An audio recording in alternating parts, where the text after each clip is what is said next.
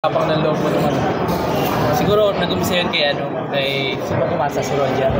Yun talaga pagka umatake yung ibang guards sa amin, talaga may libre. Kailangan namin na more patient sa offense. Talk about yung hindi pa tapos yung series na yung effort nyo na ma-extend.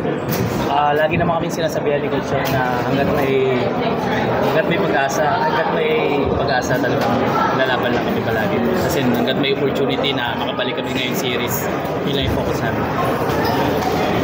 Sobrang depleted ng TNT sa guards pero ikaw nagsistep up. Saan mo nakukuha yung lakas ng loob dun sa? Yun nga, yung lagi ko sinasabi, siguro yung confidence ko talaga laging nandito. Kasi win-workout ko naman siya sa practice. Being ready lang all the time.